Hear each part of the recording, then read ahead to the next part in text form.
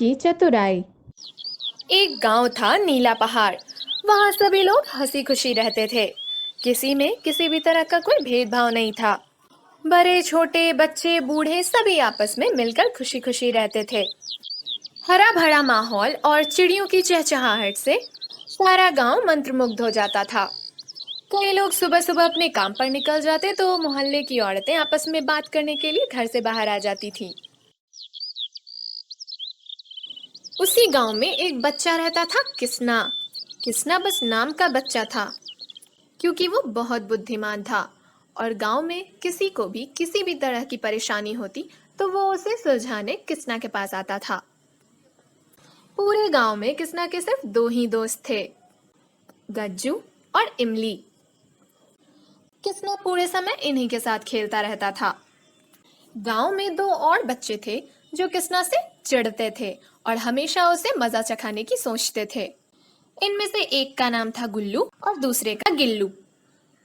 एक बार वो सभी गांव के बीचों बीच एक मैदान में खेल रहे थे।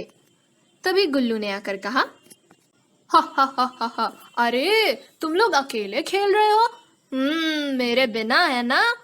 तुम लोगों ने मुझे डर से नहीं बुलाया कि हार जाओगे। इस पर गज्जू को गुस्सा आ गया और वो बोला, चुप हो जा गुल्लू, तुझे ऐसा लगता है तो ये तेरी गलती है। आगे से एक और शब्द कहा तो मैं तेरा मुंह तोड़ दूंगा। तब इमली ने कहा, अरे छोड़ ना गज्जू, क्यों उससे लड़ता है? इसकी तो आदत है, जहाँ जाता है सबको परेशान करते रहता है। गुल्लू, तुझे आके खेलना है तो खेल, वरना चला जा यहाँ से, हमारा मजा खराब मत कर। हाँ हाँ हाँ खेलूंगा ना, वरना तुम लोग को हराऊंगा कैसे। चल गिल्लू, इन्हें दिखा देते हैं। जो बॉल इस पेड़ से टकरा देगा सबसे पहले वो जीत जाएगा। हम वो नहीं खेल रहे हैं, हम कैच कैच खेल रहे हैं। हाँ, अरे कोई बात नहीं, रहने दो। गुल्लू को जो पसंद है हम वही खेलेंगे। ठीक है चलो गुल्लू, पहले तुम ट्राई करो। हाँ हाँ हाँ, लाओ लाओ। और सभी खेलने लगे। एक रात को गांव में दो चोर चोरी करने के इरादे से एक घर के आसपास टहल रहे थे। खिड़की से उन्होंने देखा एक किसान अपनी पत्नी के साथ मस्त नींद में सो रहा था और जोर जोर से खर्राटे ले रहा था। तब दोनों चोर आपस में बातें करने लगे। अरे हरिया, हाँ बोल करिया, आज तो खेती से सेठ ने खूब माल कमाया है। हाँ, इस बार इसकी धान की फसल काफी अच्छी बिकी है। हाँ, इसलिए तो मैंने इस घर को चुना था। देखा मेरा दिमाग देखने के लिए तेरा खोपड़ा तोड़ना पड़ेगा। और जो तू यहाँ इतनी बकवास कर रहा है वो लोग उठ जाएंगे तो चल पहले चोरी कर लेते हैं। हाँ हाँ चल, चुपचाप घुस जाते हैं। और ये दोनों घर के अंदर सेंध मारने की कोशिश करने लगते हैं और इन्हें सफलता मिल जाती है और सारे पैसे लेकर भाग जाते हैं।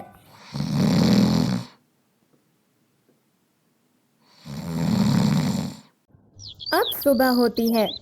गांव के एक बरगद के पेड़ के नीचे बहुत सारे गांव वाले जमा होकर बातें कर रहे थे।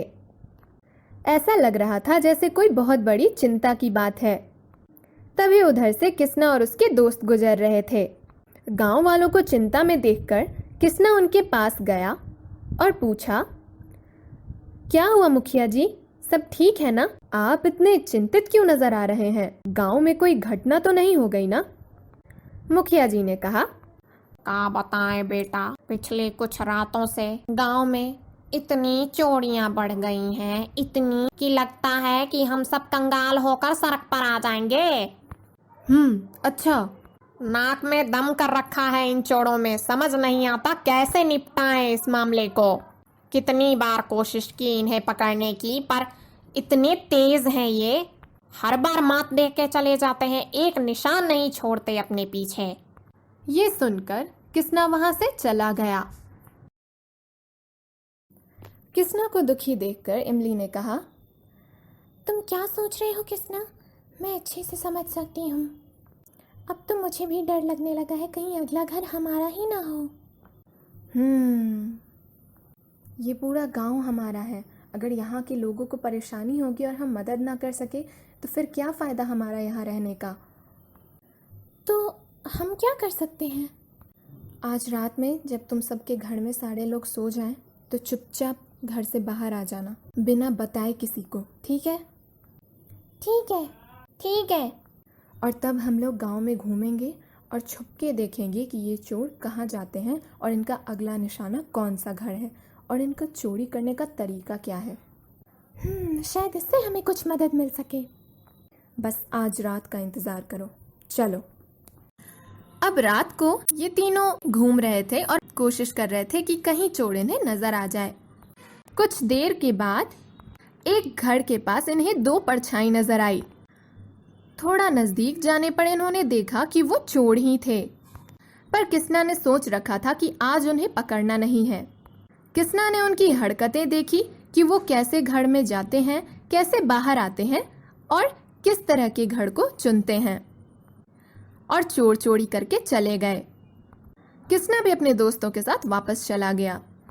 तब इन्हें समझ आया कि ये चोर एक स्पेशल पैटर्न में चोरी करते हैं और वो भी प्रॉपर प्लानिंग के साथ। और तब किसना ने मैप निकाला और गज्जू और इमली ध्यान से देखने लगे। ये देखो, ये हमारा गांव है, ठीक है? और ये घर यहाँ इस लोकेशन पे है, और अगर ध्यान दिया जाए तो इसके आसपास दूसरा कोई घर नहीं है, तो इसलिए इन चोरों को चोरी करके भागने में आसानी होती है। ये उन्हीं घरों को पॉइंट आउट कर रहे हैं जिनके आसपास छुपने की जगह हो और कोई एक्स्ट्रा घर भी ना हो। हाँ, ये तो सच है। अरे हाँ, सच में, तभी ये पकड़ में नहीं आ रहे हैं। हाँ, तो अब हमें ये समझ में आ सकता है कि अगला घर किसका होगा। वो कैसे? देखो, ये इसका पैटर्न है। ये पहले इस घर में गए, रामू काका के घर में, फिर उसके जस्ट सामने सूरज काका के। तो मुझे लगता है कि अब ये इस वाले घर पे जाएंगे और आज हमें काम को अंजाम देना है। ठीक है, तो फिर आज रात का प्लान डन? Done done. अब रात होती है और ये लोग उस घर के सामने खड़े हो जाते हैं छुप के। चोर आते हैं और किसना किसान की आवाज़ निकालता है और इमली उसकी पत्नी की। अरे शांता, बोलिए जी। अरे आजकल चोरी बहुत बढ़ गई है। हाँ सच में, मुझे पता चला कि मुखिया जी बता रहे थे। हाँ, तो तुमने अपने गहने कहाँ छुपाए हैं? कहीं नहीं छुपाया है जी। ये चोर तो बड़े शातिर हैं, छुपे हुए गहने भी पता नहीं कहाँ से ढूंढ के ले जाते हैं। इसीलिए मैंने ना एक पेड़ के ऊपर बांध दिया है। कोई भी बुद्धिमान से बुद्धिमान चोर सोच ही नहीं सकता कि पेड़ के ऊपर गहने होंगे। अरे यार, हमें तो चोरी भी नहीं करनी पड़ेगी, सीधे पेड़ पे जाओ और पैसे लपट लो। अरे वही जो हमारे घर के सीध में जाके तीसरा पेड़ है ना, उसी के ऊपर बांध दिया है। अरे वाह, अपना तो मजा है, मजा। कोई एक्स्ट्रा मेहनत नहीं। चल बेटा, चोरी करते हैं। हाँ हाँ, चल चल चल। और फिर वो लोग घर के पास से तीसरा पेड़ ढूंढने लगते हैं और उन्हें मिल जाता है। फिर उन्हें एहसास होता है कि ऊपर में सच में कुछ पोटली जैसा टंगा हुआ है। उनमें से एक पेड़ के ऊपर चढ़ने लगता है और जैसे ही पोटली को हाथ लगाता है तब उसे पता चलता है कि वो कोई गहने की पोटली नहीं, मधुमक्खियों का घर था। बहुत सारी मधुमक्खियों ने उस पे हमला कर दिया, काट काट के पूरा शरीर सुझा दिया।